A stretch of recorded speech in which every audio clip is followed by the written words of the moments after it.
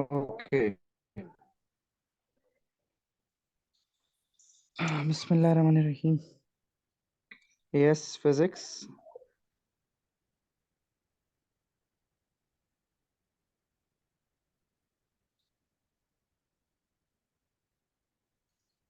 आज का टॉपिक है जी आपका projectile motion.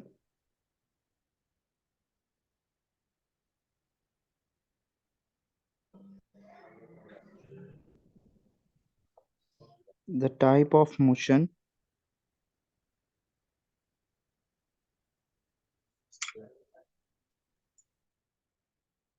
In which an object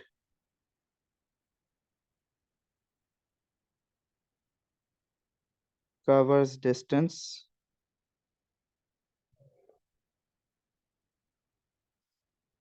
in both x and y dimensions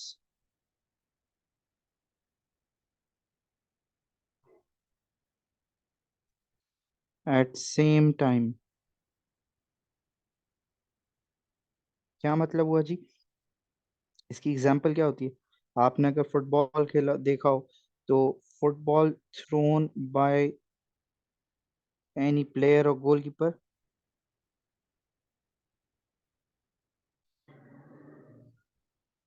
इसका ग्राफ कैसा बनता है? एक है इसका बेटा नॉन टेक्निकल ग्राफ और एक इसका टेक्निकल ग्राफ। मैं समझाने के लिए बना रहा हूँ। ये वाला जो ग्राफ है इसका,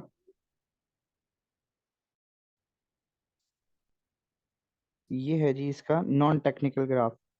अब अगर आप इसको गौर से देखें तो आपके पास एक्स एक्सिस में भी ऑब्जेक्ट कवर कर रहा है डिस्टेंस, वाई में भी डिस्टेंस कवर कर रहा है at same interval of time. X और वाई दोनों में जब डिस्टेंस कवर हो, ऐसे मोशन को आप क्या कहते हैं? Projectile motion. Is this clear? Yes. Okay. अब आपके पास इसकी टेक्निकल डायग्राम क्या है?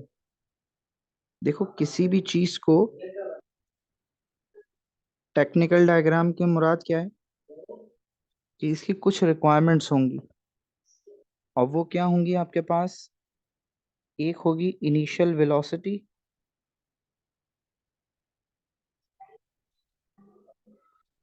और दूसरा होगा लॉन्च एंगल। कोई ना कोई एंगल होना चाहिए जिस पर लाइट, जो ऑब्जेक्ट है, इसको फेंका गया हो। ठीक है? गौर से बात समझ आए? क्लियर है? यस। अब अगर आपने ऐसे किसी चीज को फेंका है जिसकी कोई ना कोई वेलोसिटी है, गौर से देखिएगा। इसको मैं नीचे ले आता हूँ, हाँ ऐसे। अब ये मेरे पास एक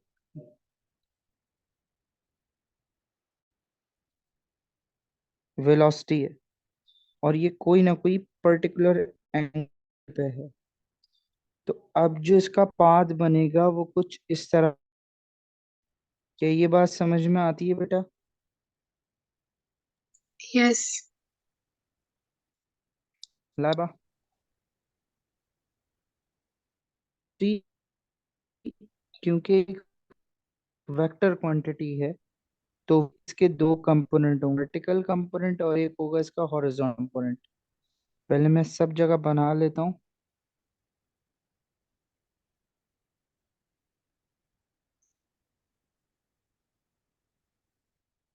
अब ये है इसका हॉरिजॉन्टल,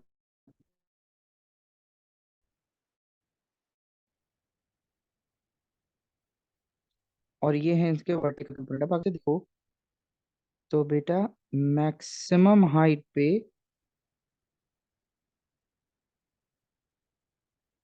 वेलोसिटी का वर्टिकल कंपोनेंट जीरो हो रहा है, जबकि horizontal component throughout same रहेगा। ये कब होगा? ये होगा जब आपके पास there is no air resistance. जब आपके पास किसी किस्म की एयर रेजिस्टेंस नहीं होगी, तब आपके पास जो है वो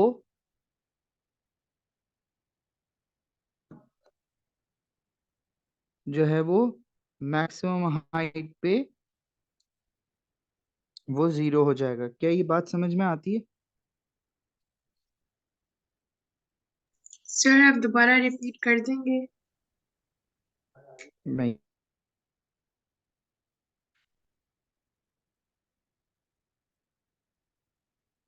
जब देयर इज मैक्सिमम लॉस है वो जीरो होगा। अब जब there is no air resistance. क्या ये बात समझ में आती है? Sir your voice is lacking. I am saying कि at maximum height vertical velocity का y component will become equal to zero। क्या आप क्लियर है? Yes.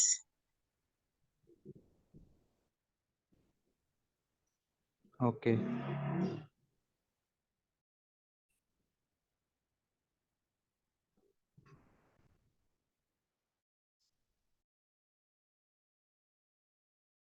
Okay, next thing is in the absence of air resistance क्या क्या होगा? If the air resistance is absent, number one, the horizontal component of the velocity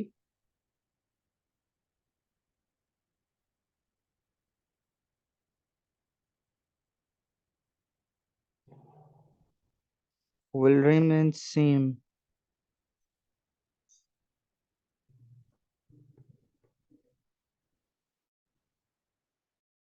throughout the journey.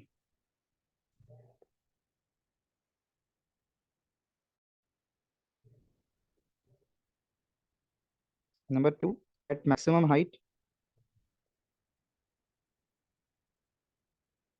the y component of the velocity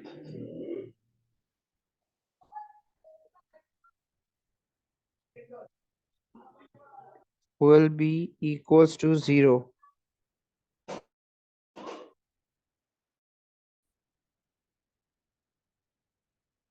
Clear है? Number three, the time taken by the object to reach maximum height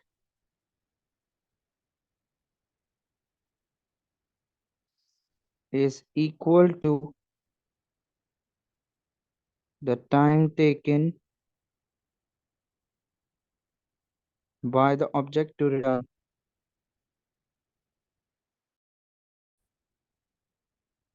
इसको समझें।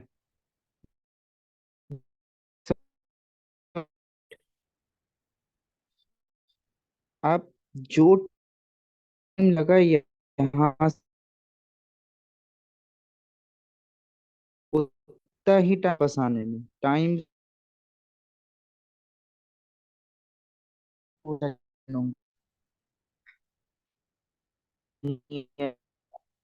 Sir आपकी voice बहुत lag हो रहा है।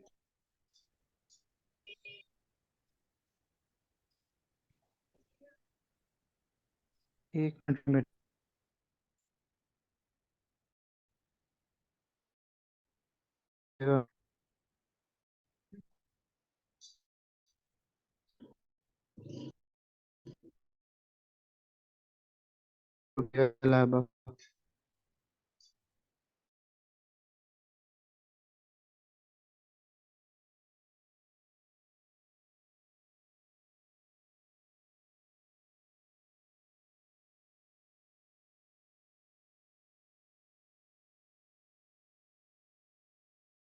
Explaining the ये वाले पॉइंट्स आपको क्लियर थे? ये जो मैंने तीनों लिखे हैं। Sir you are not sharing the screen. I have shared my screen. I can't see anything. रुके मैं दोबारा। अच्छा, अब बेटा व्हाट वेयर वर वी, हम ये कह रहे थे कि जितना टाइम यहाँ से लेके यहाँ तक का है उतना ही टाइम यहाँ से लेके यहाँ तक का होगा, the time will remain same. Let say अगर 2 सेकंड लगे तो यहाँ से यहाँ तक भी 2 सेकंड ही होंगे। क्या ये बात समझ में आती है? yes, okay. अच्छा जी, अब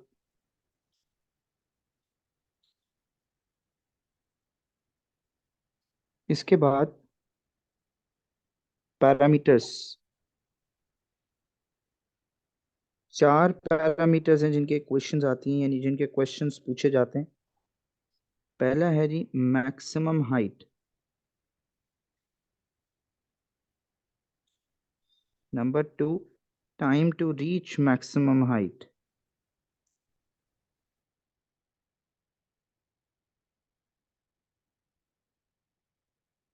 number 3 horizontal range,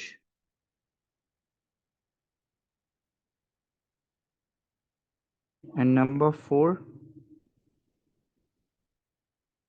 total time. इन 4 के सवाल आते हैं। अब अगर हम बात करें मैक्सिमम हाइट की, तो इन इसका कैलकुलेशन किस तरह होती है बेटा? लेट से मैं कहता हूं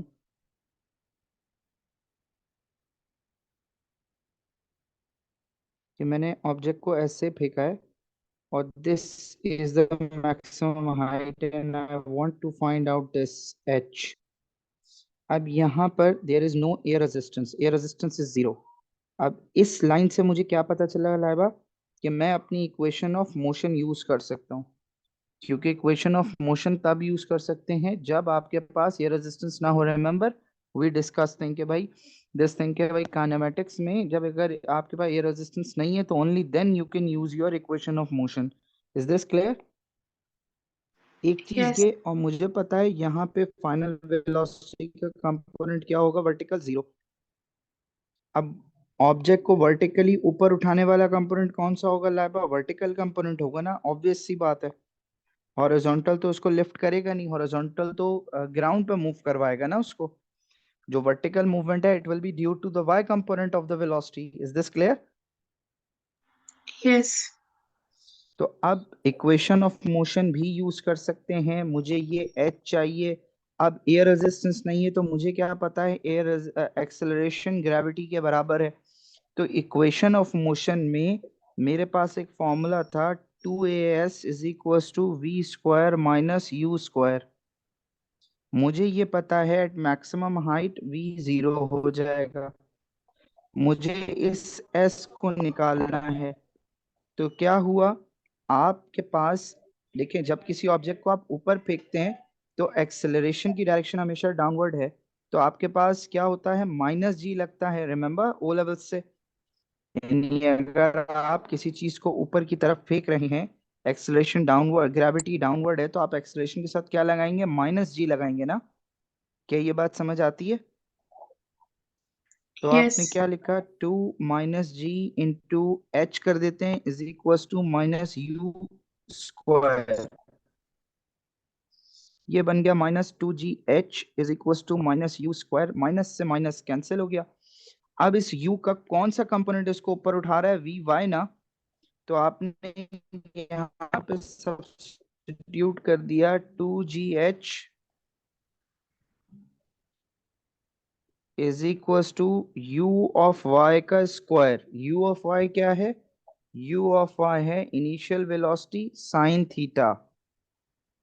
तो आपके पास एच को सब्जेक्ट अगर बनाया जाए तो एच क्या बनेगा, वी साइन थीटा का स्क्वायर ओवर 2 × जी। क्या ये बात समझ में आती है बेटा? Is yes, this clear? इसका स्क्रीनशॉट ले लें या चलें ये फाइल में भेज दूंगा आपको। अब अगर हम बात करते हैं second, time to reach maximum height.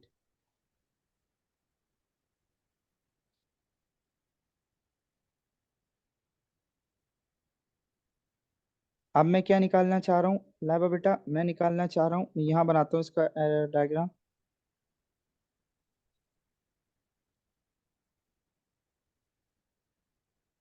ये मेरे पास यहाँ तक का टाइम निकालना है। ऑफ किया, यहाँ से मैंने फेंका इनिशियल वेलोसिटी, ये एंगल, यहाँ पे पता है मैक्सिमम हाइट पे वर्टिकल वेलोसिटी का वाई कंपोनेंट क्या होगा बेटा, 0। मुझे टाइम निकालना है। मेरे पास क्या डेटा है कि एयर रेजिस्टेंस 0 है, तो मैं अपनी इक्वेशन ऑफ मोशन यूज कर सकता हूँ ना। एग्रीड। यस।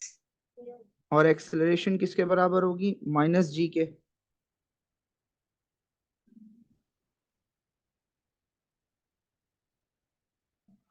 तो अब मेरे पास एक फॉर्मूला है, v is equals to u plus a into T.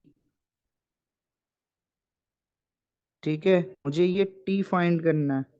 मुझे ये पता है मैक्सिमम हाइट पे फाइनल वेलोसिटी क्या हो जाएगी, 0। तो मैंने क्या लिखा, माइनस जी इंटू टी। अब ये यहाँ u प्लस का उधर जाके माइनस का हो जाएगा। इनिशियल वेलोसिटी का कौन सा कंपोनेंट है जिसको ऊपर की तरफ उठा रहा होगा Laiba, y component to v sine theta is equal to g into t. आप कहेंगे माइनस कहाँ गया, तो माइनस माइनस कैंसिल। तो t को अगर सब्जेक्ट बनाओ तो t किसके बराबर होगा, v sine theta upon g। क्या ये बात समझ में आती है बेटा। यस। देखो सुकून से, कोई मसला।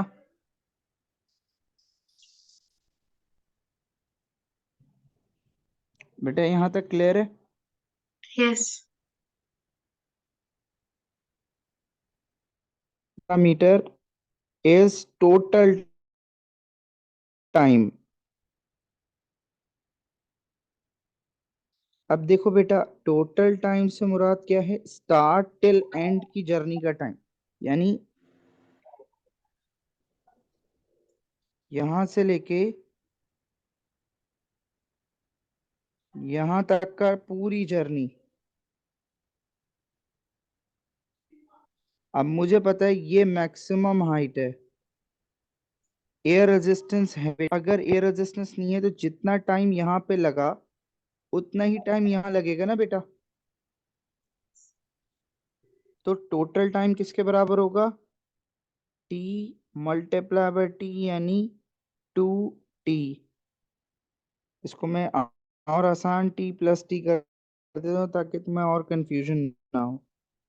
आप टी की इक्वेशन आपने क्या निकाली है, टी साइन थीटा अपॉन जी। इसके नीचे कुछ नहीं है तो 1 है। तो टोटल टाइम की इक्वेशन क्या बनी, 2v साइन थीटा अपॉन जी। क्या ये बात समझ में आती है बेटा। यस। ओके। आखिरी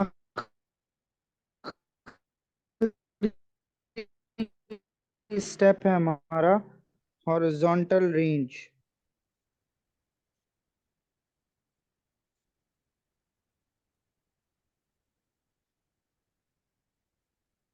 अब देखें, हॉरिजॉन्टल रेंज के लिए दोबारा से यही डायग्राम बनेगी।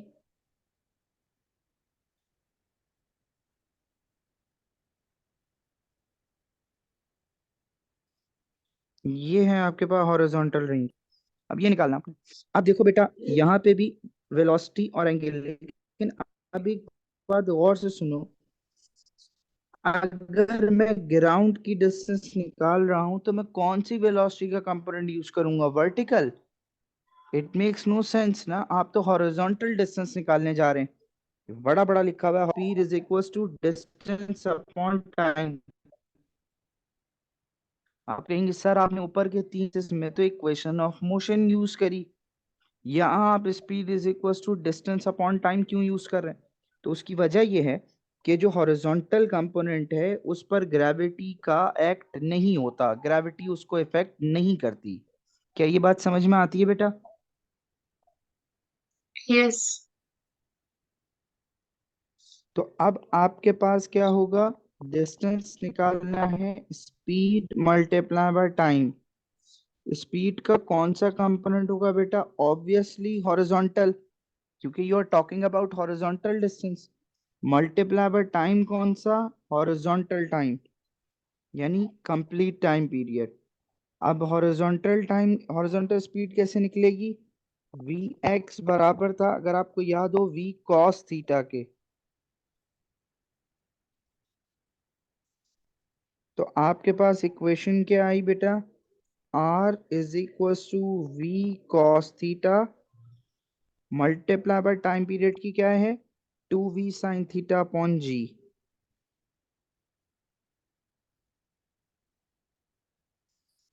ये इक्वेशन है आपके पास हॉरिजॉन्टल रेंज की।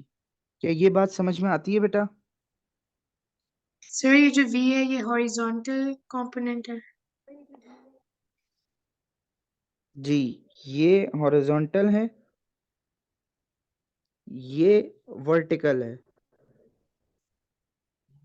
ओके क्योंकि साइन आ रहा है ना, साइन वर्टिकल। अब अगर हम बात करें ग्राफ्स की, कि ग्राफिकल रिप्रेजेंटेशन क्या होती है,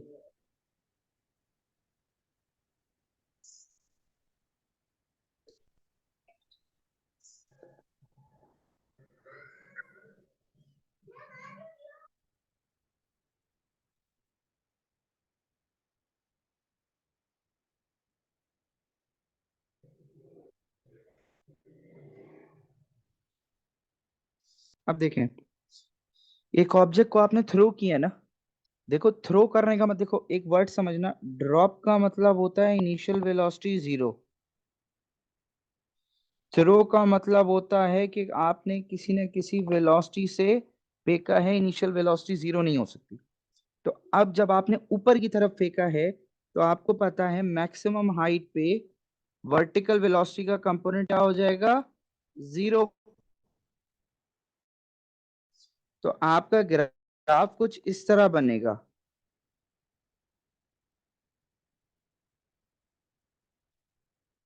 क्या मतलब हुआ, इधर देखें, इस वेलोसिटी से आपने ऑब्जेक्ट को थ्रो किया, जब वो मैक्सिमम हाइट पे पहुंचा तो उसकी वेलोसिटी का, आप ग्राफ के नीचे चले गए, because velocity is a vector quantity, और वेक्टर क्वांटिटी में ग्राफ में आपको डायरेक्शन चेंज करना दिखाना होता है। क्या ये बात समझ आती है बेटा? सर आप दोबारा बता दें।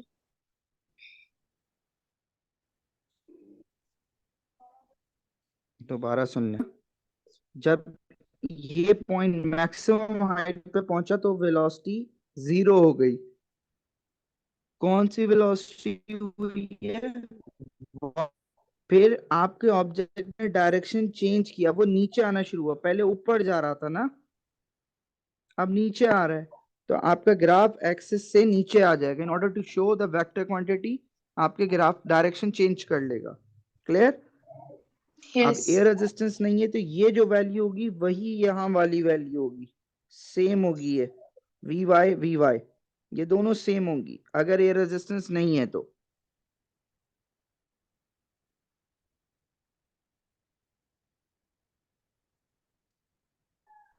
ये होगा total time of journey,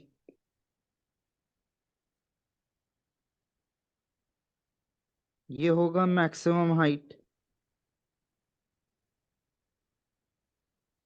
this graph will be speed time graph या वेलोसिटी टाइम ग्राफ। अब अगर मैं आपसे कहूँ तो आप कहेंगे सर हॉरिजॉन्टल तो चेंज ही नहीं होता, हॉरिजॉन्टल थ्रू आउट की रहेगा। ये होगा आपके पास हॉरिजॉन्टल, और ये आपके पास वर्टिकल है। क्या क्लियर है ये? यस। ये आपके पास डिस्प्लेसमेंट है,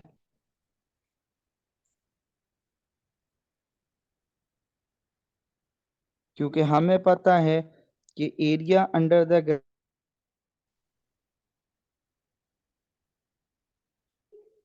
किसका, वेलोसिटी टाइम का रिप्रेजेंट्स डिस्प्लेसमेंट। क्लियर? यस।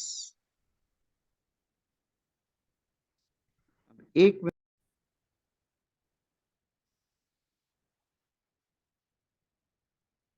इसका क्वेश्चन का ईयर लिखें, October number 14, paper 2, question number, I guess 2. A ball is thrown from A to B as shown in figure 2.1. This is a complete projectile graph. The ball is thrown with initial velocity V. अब उसने V की value नहीं दी है, angle दे दिया 60. The variation with time T of the vertical component, इसने vertical का graph दे दिया है आपको, ठीक है, ये रहा वर्टिकल का ग्राफ उसने बना के दिया आपको. अब वो आपसे क्या कह रहा है, assume air resistance is negligible. ये लाइन बहुत इंपॉर्टेंट थी. क्यों इंपॉर्टेंट थी? बिकॉज अगर ये लाइन नहीं लिखी होती तो आप अपनी इक्वेशन ऑफ मोशन यूज नहीं कर सकते थे. क्या कह रहा है, complete figure 2.2 to time until the ball reaches b. अब देखो, अभी अभी हमने क्या कहा कि जितना टाइम लगेगा मैक्सिमम हाइट तक आने में, उतना ही टाइम लगेगा वापस आने में. एग्रीड? Yes. लाइबा, और जो वैल्यू होगी वही वैल्यू यहाँ रिसीव होगी. तो यहाँ क्या है, कुछ 5.9 ऐसे ही है ना. तो अब आपके पास ये ले रहा है 0.6, ये आपके पास मैक्सिमम हाइट ऐसे ही है ना, क्योंकि मैक्सिमम हाइट पे क्या होता था, वर्टिकल वेलोसिटी का वाई कंपोनेंट क्या हो जाता था, लाइबा 0. अगर 0.6 में ये मैक्सिमम हाइट पर आ रहा है तो 0.6 में ही रिटर्न करेगा. एग्री? Yes. तो आप इस लाइन को बिल्कुल सीधी आगे कनेक्ट करेंगी स्ट्रेट लाइन में यहाँ पे, और टोटल टाइम कितना होगा आपके पास, 1.2. आप उसको कम नहीं कर सकती, बिकॉज 1.2 का आधा होता है 0.6. तो जितना टाइम जाने का उतना टाइम वापस आने का. क्लियर? Yes. अब वो आपसे क्या, maximum height reached by the ball. ठीक है, अब आपके पास मैक्सिमम हाइट निकालना है. मैक्सिमम हाइट का क्या है, ये वाला जो रीजन है, क्या आपने 5.9 से फेंका, टाइम कितना है 0.6, और आप तो आपके पास एयर रेजिस्टेंस नहीं है, तो ए की जगह क्या आएगा, -G. तो आप कौन सा फॉर्मूला यूज करेंगी, 2AS is equal to V² - U². V तो स्ट्रेट अवे 0 हो गया. U का कौन सा कंपोनेंट है, वर्टिकल, और वर्टिकल मुझे दिया हुआ है 5.9. तो मेरे पास क्या हो गया, 2 × 9.81 into S is equal to 5.9 का इक्वल टू 5.9 का स्क्वायर ओवर 2 × 9.81. मेरे पास कैलकुलेटर नहीं है अभी, आपके पास है तो आप इसको कैलकुलेट करके आंसर दीजिएगा. मैं ढूंढता हूँ. सर हम -9.81 नहीं करेंगे? मिल गया. वो माइनस माइनस कैंसिल हो जाएगा. आपके पास हाइट आ रही है 1.7 मीटर्स. क्लियर? Yes. ओके. अब अगला पार्ट क्या कह रहा है, calculate the horizontal component of the velocity of the ball at time t0. अब देखो, बॉल जब फेंकी गई होगी, ये वेलोसिटी है, उसने आपको बता दिया कि वेलोसिटी का y कंपोनेंट कितना है 5.9, एंगल कितना है 60. आपसे पूछ रहा है हॉरिजॉन्टल निकाल के दो. इन दोनों के दरमियान 90 डिग्री है. एग्री करते हैं आप?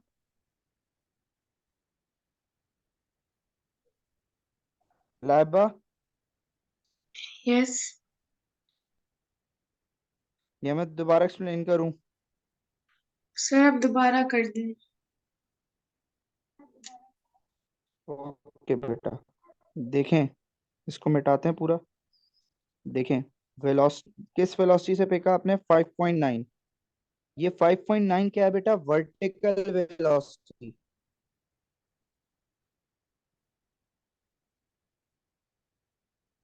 एंगल कितना है बेटा, 60. वेलोसिटी तो नहीं है ना आपके पास, वाह, क्लियर। अब आपके पास इन दोनों के दरमियान एंगल कितना बन रहा है? 90। एग्री करते हैं? Yes.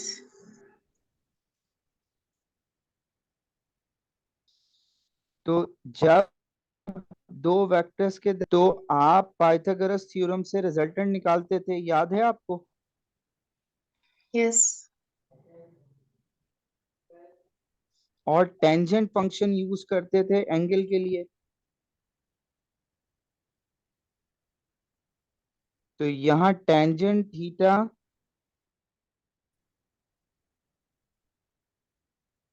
टेंजेंट 6 वी वाई कितना है? 5.9 वी एक्स चाहिए। क्या ये बात समझ में आ रही है या नहीं लाइबा? वी एक्स इधर Yes. जाके मल्टीप्लाई हो गया, क्रॉस मल्टीप्लाई किया, तो v x tangent 60 is equal to 5.9 v x is equal to 5.9 over tangent 60। तो ये कितना आया आपके पास? 5.9 ओवर टेंजेंट, नहीं टेंजेंट, हाँ टेंजेंट 60। 3.4. नहीं यार, 3.4। अब वो क्या कह रहा है? Follow sketch V H and label this V H. 3.4 यहाँ कहीं होगा, वो आप ग्राफ में देख के आपने टोटल जर्नी यानी 1.2 तक आपने वी एच भी मार्क कर दिया। क्या ये बात समझ में आती है? Yes. इसकी पिक्चर ले लें क्वेश्चन की। आप कहेंगी आगे वाला पार्ट क्यों नहीं कर रहे? वो मैं भी करवाऊंगा जब हम मोमेंटम पढ़ेंगे। क्या ये क्लियर है? Yes. ओके, आगे चलते हैं। इसके बाद अगला क्वेश्चन मैं आपको व्हाट्सएप पे भेज रहा हूँ, वो आप करके मुझे फॉरवर्ड करें।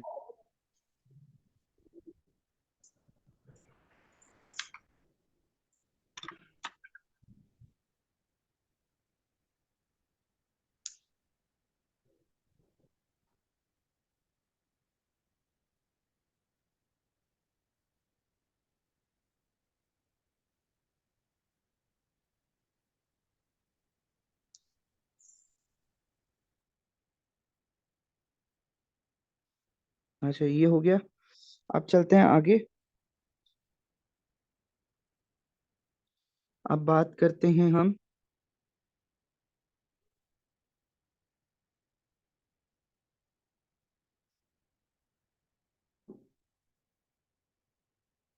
एक मिनट दीजिएगा।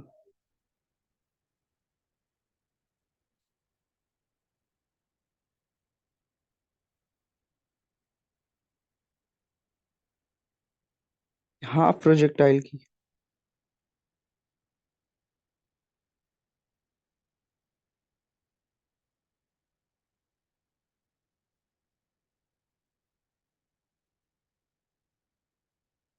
अच्छा, अब हाफ प्रोजेक्टाइल किस तरह होगा बेटा? हाफ प्रोजेक्टाइल के मैं कुछ क्वेश्चंस कराऊंगा, उससे आपको समझ आएगी।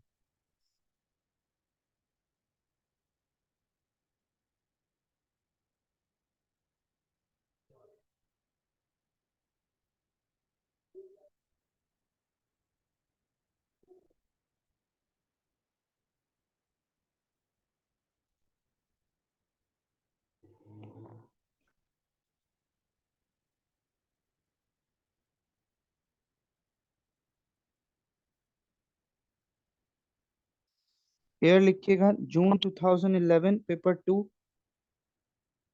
Question number 1। अब वो क्या कह रहा है? डिस्टिंग्विश, फर्क जाहिर करना है between scalar and vector quantities. Scalar and vector quantities का डिफरेंस बताना है, तो आप क्या लिखेंगी? Scalar quantities do not have direction.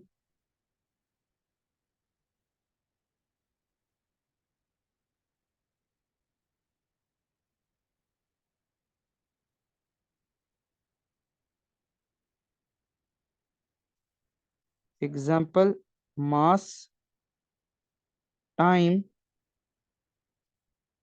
On the other hand, vectors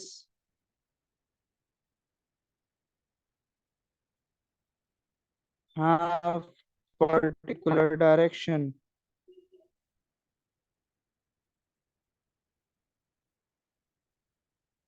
acceleration vector, force vector, kinetic energy और एनर्जी की जितनी फॉर्म है वो सारी स्केलर।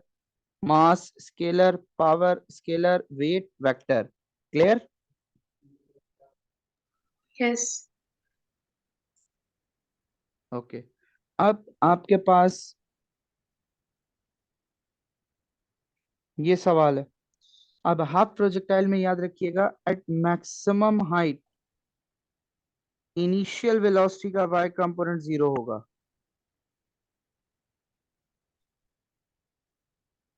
याद रखिएगा, at maximum height initial velocity का वाई कंपोनेंट जीरो होगा। और जैसे ही वो टच करने वाला होगा उस वक्त वेलोसिटी का वाई कंपोनेंट मैक्सिमम होगा। क्या ये बात समझ में आती है बेटा? यस मैं फिर रिपीट कर रहा हूं, एट मैक्सिमम हाइट, जब ये रखा बना, देखो ये बॉल रखी हुई है, इस वक्त इस पर जो वेलोसिटी का वाई कंपोनेंट है वो जीरो है। और यहाँ जब बिल्कुल टच करने वाला होगा, हिट करने वाला होगा, उस वक्त कोई भी वैल्यू हो लेकिन वो ज्यादा होगी, मैक्सिमम होगी। वो मैक्सिमम से मुराद 1 मीटर पर सेकेंड भी हो सकती है, वो 1000 भी हो सकती है, that depends upon the case. ठीक है, वो क्या सिनेरियो गिवन है आपको। अब उसने, अच्छा, एक चीज तो ये याद हो, दूसरा क्या है, जो हॉरिजॉन्टल वेलोसिटी है वो थ्रू आउट सेम रहेगी। यानी ये 20 मीटर पर सेकेंड आपके पास थ्रू आउट सेम रहेगी, ये चेंज नहीं होगी। क्लियर? यस दूसरी बात क्या, देखो पहली बात क्या बताई, मैक्सिमम हाइट पे वेलोसिटी जीरो, ग्राउंड पे टच करने से पहले वेलोसिटी मैक्सिमम। दूसरी बात क्या बताई, हॉरिजॉन्टल वेलोसिटी सेम रहेगी। तीसरी बात बताने जा रहा हूं, जो वर्टिकल टाइम होगा उतना ही हॉरिजॉन्टल टाइम होगा। कब? जब एयर रेजिस्टेंस नहीं है। क्लियर? यस फिर रिपीट कर रहा हूं, मैक्सिमम हाइट पे इनिशियल वेलोसिटी का y component zero, just about to hit the ground कोई भी वैल्यू होगी लेकिन मैक्सिमम होगी, ज्यादा होगी। Number two, horizontal velocity same रहेगी थ्रू आउट। नंबर थ्री, जितना टाइम वर्टिकल का है उतना ही टाइम हॉरिजॉन्टल का है। तीन चीजें याद रहेंगी। यस अब आपके पास क्या कह रहे हैं, एयर रेजिस्टेंस नहीं है, तो आप इक्वेशन ऑफ मोशन लगा सकते हैं। ठीक है, वो कह रहा है कि time to fall 15 metres, 15 metre नीचे आने का टाइम निकालें। आपने कहा सर मेरे पास जो इक्वेशन है वो है v is equal to u plus a into t. मैंने कहा ठीक है, इसमें इनिशियल वेलोसिटी जीरो हो गई, मेरे पास टाइम सब्जेक्ट है, एक्सेलरेशन है कि वो +9.81 होगा। अब ये लाइबा प्लस क्यों हुआ?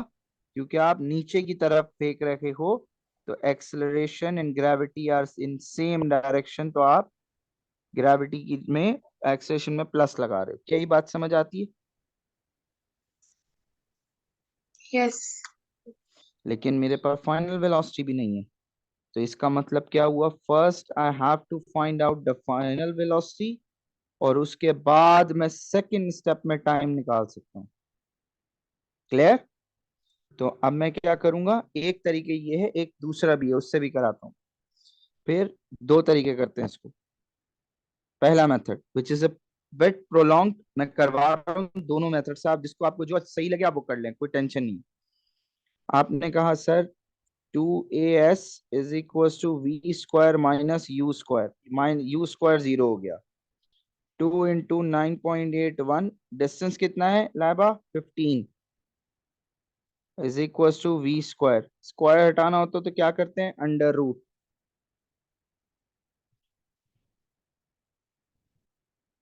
क्या ये बात समझ में आई है बेटा?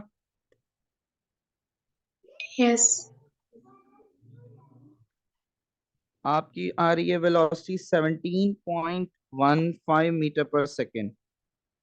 अब इसको उठा के यहाँ रखो, तो आपके पास क्या आएगा, v is equal to u plus a t, u zero हो गया, 17.15 is equals to 9.81 into t. t is equals to 17.15 over 9.81.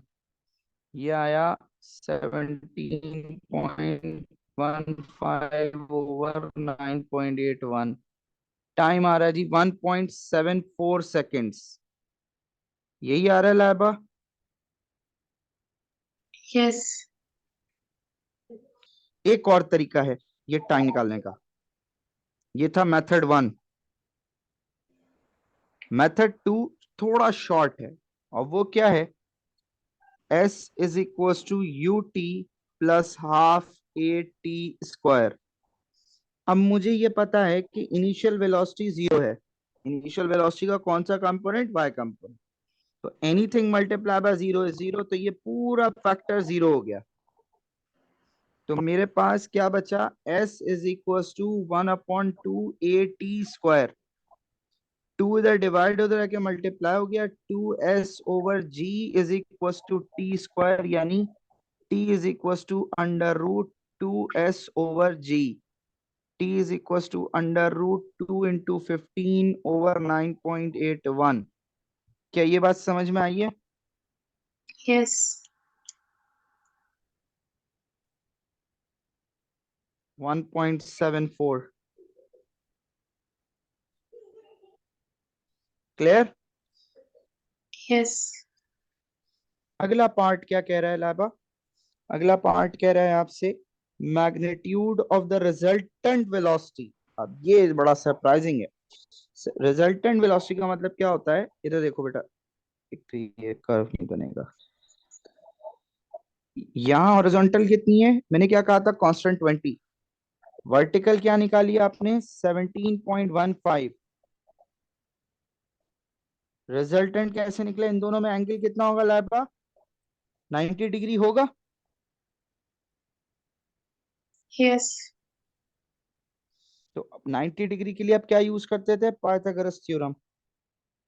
यानी ये पूरी वर्किंग आप यहाँ शो कर सकते हैं, और करना है बिकॉज 3 नंबर है। तो आपने कहा वेलोसिटी ऑफ एक्स का square plus velocity of y का स्क्वायर अंडर रूट 20 का स्क्वायर प्लस 17.15 का स्क्वायर। 20 का square plus 17 point square 26.34 metre पर सेकेंड। क्या ये क्लियर है? यस। आज की क्लास यहीं तक रखते हैं, फिर नेक्स्ट क्लास में इससे आगे के क्वेश्चंस मैं अभी भेज रहा हूँ आपको, वो करें, और फिर जो प्रॉब्लम हो मुझसे पूछ लें। ठीक है बेटा? सर नेक्स्ट क्लास कब है? मैं अभी आपको व्हाट्सएप पे बता देता हूँ बेटा, और ये रिकॉर्डिंग भी